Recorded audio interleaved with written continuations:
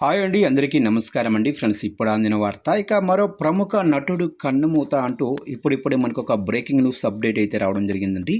అయితే ఇందుకు సంబంధించిన వివరాలైతే మన వీడియోలో తెలుసుకుందామండి. ఎవరు ఏంటి అనేది క్లారిటీగా తెలుసుకుందామండి. వీడియో పూర్తి వరకు చూడండి ఫ్రెండ్స్, అప్పుడే మనకి పూర్తి సమాచారం అయితే తెలుస్తుంది. లేట్ చేయకుండా టాపిక్లోకి వెళ్ళిపోదాము.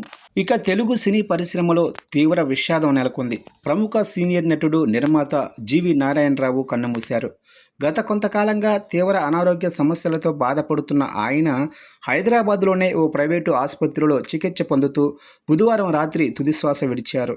ఈ విషాద వార్తను నటి కరాటే కళ్యాణి సోషల్ మీడియా వేదికగా వెల్లడించారు. 1953లో జన్మించిన జీవి నారాయణరావు 1976లో దిగ్గజ దర్శకుడు కె బాలచందర్ రూపొందించిన క్లాసిక్ చిత్రం అంతులేని కథ ద్వారా వెండితెరకు పరిచయమయ్యారు. తొలి చిత్రంతోనే ఆయన అద్భుతమైన అభినయంతో ఆకట్టుకొని ఉత్తమ సహాయక నటుడిగా ప్రతిష్టాత్మక నంది అవార్డును కూడా ఆయన సొంతం చేసుకున్నారు.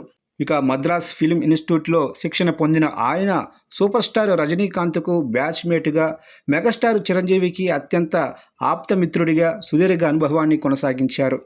నటుడిగానే కాకుండా నిర్మాతగాను మారిన జీవి చిరంజీవి కథానాయకుడిగా రూపొందించిన బ్లాక్ బాస్టర్ చిత్రం యముడికి మొగుడుతో పాటు దేవాంతకుడు వంటి పలు విజయవంతమైన చిత్రాలను నిర్మించారు. సుమారు 100కు పైగా చిత్రాల్లో విభిన్న పాత్రలు పోషించి ప్రేక్షకుల మెప్పు పొందిన జీవి నారాయణరావు మృతి పట్ల టాలీవుడ్ ప్రముఖులు, మా అసోసియేషన్ తీవ్ర దిగ్భ్రాంతి వ్యక్తం చేస్తూ ఆయన కుటుంబ సభ్యులకు ప్రగాఢ సానుభూతిని తెలియజేశారు.